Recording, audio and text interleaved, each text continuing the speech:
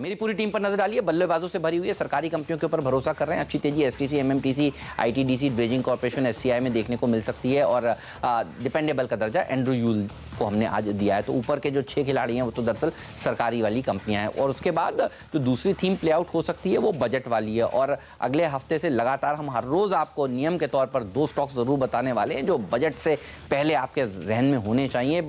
एक छोटी झलकी हमने आज देने की कोशिश करी है। वालचंद नगर एस्ट्रा माइक्रो बढ़िया प्रदर्शन दिखा सकता है। पावर प्लेस के तौर पर हमने दरअसल हिमाद्री स्पेशलिटी केमिकल्स को टीम में जगह दी है। केमिकल शेयरों के नतीजे अच्छे आएंगे इस बार, इस पॉकेट के ऊपर नजर होनी चाहिए। जीएचसीएल भी एक बढ़िया मूव आपको ऊपर की तरफ आज के सत्र में भी दे सकता है।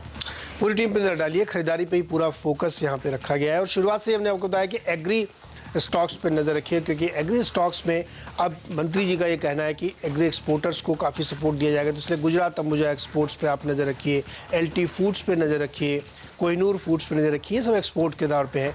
चाय कंपनी जैसी टी पे भी नज़र रखिए, अच्छी तेज़ी यहाँ बन सकती है। ईपीसी इंडस्ट्रीज़, क्योंकि एक और खबर है कि अब किसानों को जो सीधे फ़ायदा देने वाली योजना है उसको सरकार जल्द ऐलान करने वाली है, तो इसलिए स्टॉक्स को भी शामिल किया है और ये हमारा जनवरी का सितारा स्टॉक भी है, तो यहाँ पे भी तेज़ी बनेगी। इसके साथ ही आप फ्री हिट के तौर पे हमने लिया है मोंटे कार्लो और V2 रिटेल, इन दो पे रखिए। टियर 2 टियर 3 सिटीज़ में अच्छी खासी डिमांड बन रही है तो उसमें भी तेज़ी होगी। राइट्स और इरकॉन पे भी नज़र रखिए, रेलवे स्टॉक्स हैं और रेलवे में अच्छी तेज़ी बन रही है रेलवे के कामकाज को देखते हुए, तो इन दोनों शेयरों में भी खरीदारी की जा सकती है। तो स्टॉक 2020 के ये शानदार ट्रेडिंग आइडियाज जो आज आपको कमाई करके देंगे। सबसे पहले नीरज की टीम आपके सामने है। वागले साहब, क्या चुनेंगे आप इसमें? प्रदीप, राइट्स मैंने चुना है, 278 का नीरज का टारगेट है, उसके साथ जाऊंगा। हेमंत के राइट्स 278 के टारगेट आप राइट्स पे ले रहे हैं हेमंत की टीम। और हेमंत की टीम में मैंने एस्ट्रा माइक्रोवेव चुना है, इसका टारगेट 88 है, उसके साथ जाऊंगा। एस्ट्रा माइक्रोवेव यहाँ पर 88 के टारगेट के साथ आपको तेजी की कॉल जो हेमंत ने दी है उसके साथ वागले साहब आज जा रहे हैं। तो राइट्स होगा नीरज की टीम में और एस्ट्रा माइक्रो होगा हेमंत की टीम में। राइट्स के स्टॉक पे मुझे याद है कल भी हमने आखिरी सौदा में कॉल लिया था, तो वहाँ से अगर आपकी कोई पोजीशन बनी हुई है तो उसको बरकरार रखें, आपका मुनाफा यहाँ पर और भी बढ़ने वाला है। हमारे साथ संदीप जैन भी जुड़े हुए हैं। एक और स्टॉक जिस पर आज नज़र होगी वो है एवरेडी इंडस्ट्रीज़ और यहाँ पे जो खबर आ रही है संदीप जैन साहब कि प्रोमोटर बीएम खैतान अपना हिस्सा बेचना चाहते हैं, पूरी कंपनी भी बेच सकते हैं। उन्होंने मर्चेंट बैंकर्स भी अपॉइंट किए हैं।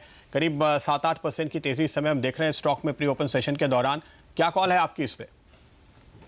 देखिए, एक बहुत बड़ा मल्टी बैगर रहा हुआ ये, देखिए जहां से ये चला था और आज जिन लेवल्स पे है और इनफैक्ट आउट परफॉर्मर भी रहा है और ये न्यूज़ मार्केट सर्टेनली वेलकम करेगी क्योंकि मुझे ऐसा लगता है कि इन लेवल्स पे कहीं ना कहीं अब अट्रैक्टिव हो चुका है ये। अब कहीं ना कहीं ये जो अपने हाइस से करीब 465 करीब हाइस थे और वहां से 181 के लेवल्स पे है और अब यहाँ पे वो स्टेक बेचने आते हैं तो सर्टेनली बायर के लिए काफ़ी स्पेस रहेगा ऊपर की तरफ और कंपनी क्वालिटी कंपनी है, प्रोडक्ट्स बेहतरीन है, तो मेरे हिसाब से तो बिल्कुल बाइंग करके चलना चाहिए स्टॉक पे। इस न्यूज़ पे सर्टेनली ऊपर जाएगा। एक ट्रेडिशनल मैनेजमेंट से, फैमिली बेस्ड मैनेजमेंट से अगर अब कौन खरीदता है, सूटर कौन होता है, उस पर डिपेंड करेगा। और होते हैं और किस वैल्यूएशन पे होती है डील, ये देखने वाली बातें यहाँ पर होंगी। लेकिन चार्ट्स पर अगर नजर डालें राजेश जी, आप देख रहे हैं एवरेडी इंडस्ट्रीज, क्या कहते हैं? देखिए, मुझे लगता है बहुत ज़्यादा पिटाई हुई है।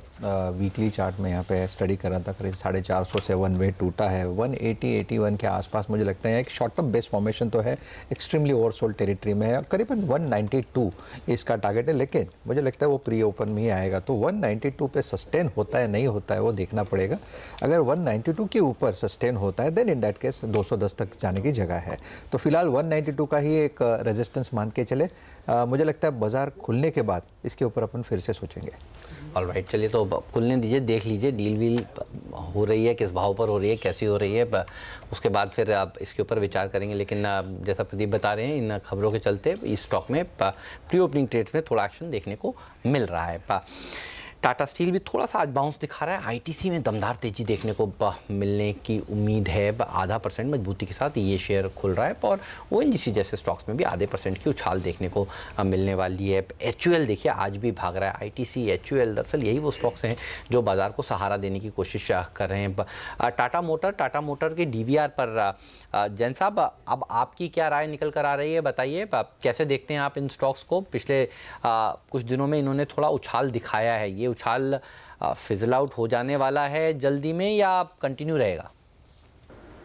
फिजल आउट तो नहीं होना चाहिए जल्दी से। देखिए कुछ तो पॉजिटिव न्यूज़ है, कुछ दिन पहले भी पॉजिटिव न्यूज़ थी और आज भी जब ये लोग स्टाफ रिट्रेंच करेंगे तो सर्टेनली देखिए उसका लॉन्ग टर्म में तो पॉजिटिव इम्पैक्ट आएगा ही। और देखिए कंपनी ऑलरेडी एक्सपेंशन प्लान कर रही है, but overall it's simply a good hold. जिन्होंने ले रखा वो होल्ड करके रखे, क्योंकि और कोई दूसरा कोई तरीका भी नहीं है। और बेस्ट पार्ट ये है कि पास्ट में भी ऐसे मूव्स देखे गए हैं टाटा मोटर्स में। मुझे याद है 10 साल पहले की बात कर रहा हूँ मैं, ऐसे ही बहुत बड़ा करेक्शन आया और फिर उसके बाद वापस से मल्टीबैगर बना है। तो ये मैनेजमेंट, ये कंपनी जानी जाती है किस तरीके से वापस से बाउंस बैक करना चाहिए विद वेंजियंस। तो मुझे ऐसा लगता है कि इन लेवल्स पे एग्जिट ना करें और इनफैक्ट नीचे से ये अच्छा खासा एक बार तो चला ही है और ये न्यूज़ पॉजिटिव है, मार्केट इसको पॉजिटिवली लेगा।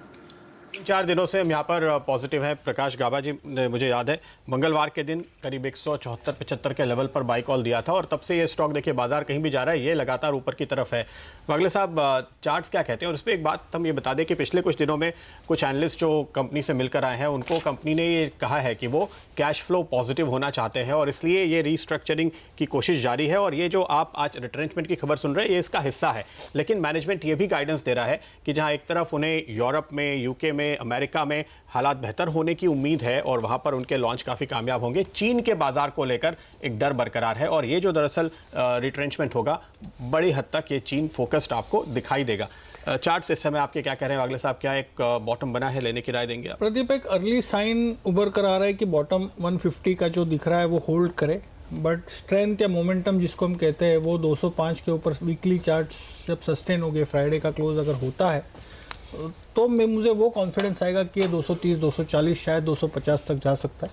तो वहाँ पर एक वो 205 का जो पड़ाव है वो देखना होगा। वो पहली रुकावट। हाँ, वो पहली रुकावट। बिल्कुल। और TCS जैसा कि देखिए आशीष हमें समझा रहे थे मुनाफे की तैयारी में कि नंबर्स तो ढीले हैं, तो देखिए एक गैप डाउन ओपनिंग की तैयारी हो रही है TCS में। करीब करीब 1% नीचे ये स्टॉक का खुलने का अनुमान आप लगा रहा है। तो एक बार खुलने के बाद देखेंगे यहाँ पर क्या अप्रोच रखनी चाहिए।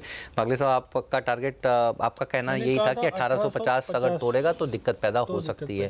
1850 तो थोड़ा सा दूर है, लेकिन इस स्टॉक पर भी आज रहेगी नज़र। और फिर नज़र होगी सबकी इन्फोसिस के ऊपर।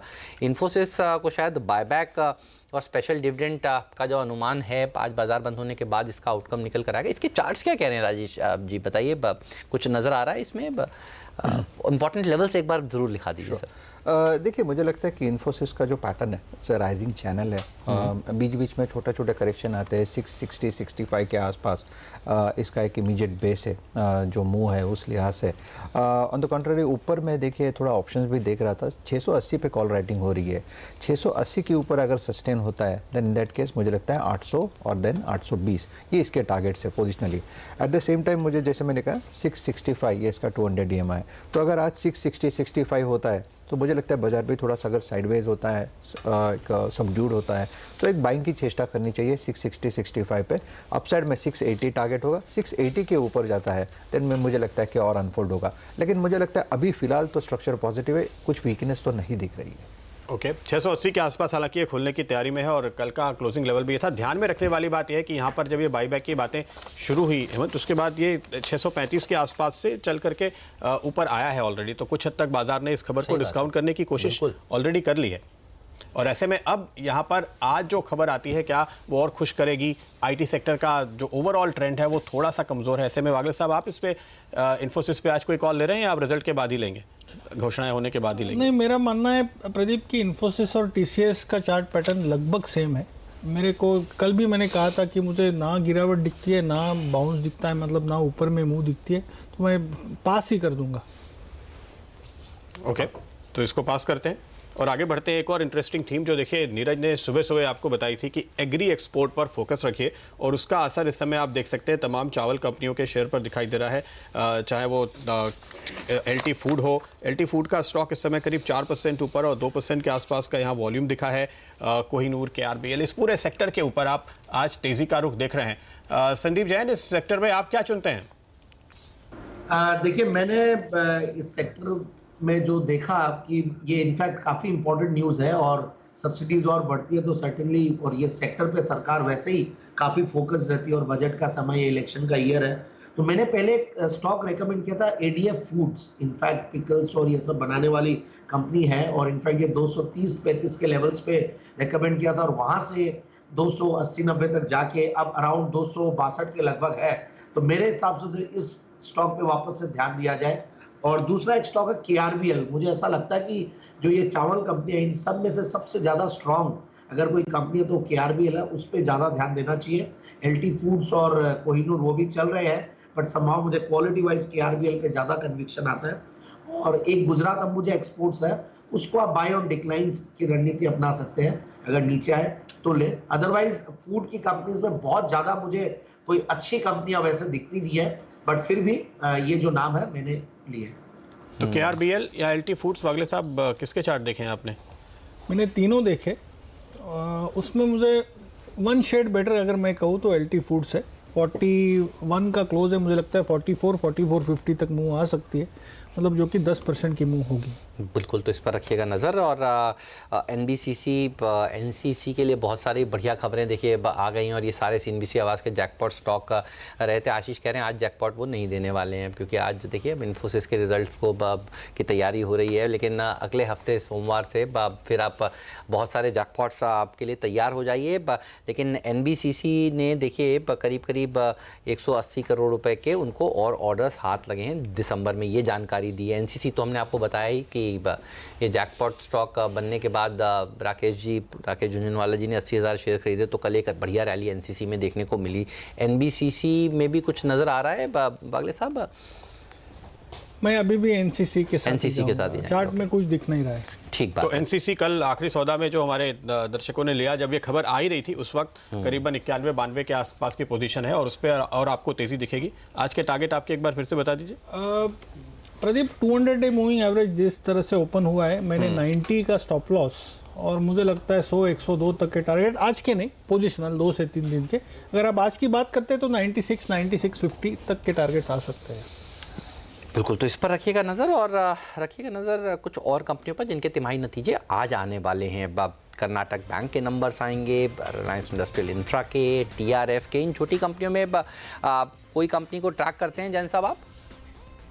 देखिए RIIL देखिए एक वैसी कंपनी है जो रिलायंस के साथ चलनी चाहिए, बट फिर भी मुझे ऐसा लगता है कि RIIL पे बिल्कुल बाइंग करके काम किया जा सकता है। एक रेंज बाउंड एक बड़ा मूवमेंट देता है, स्पाइक भी देता है, खोने को बहुत कुछ है नहीं।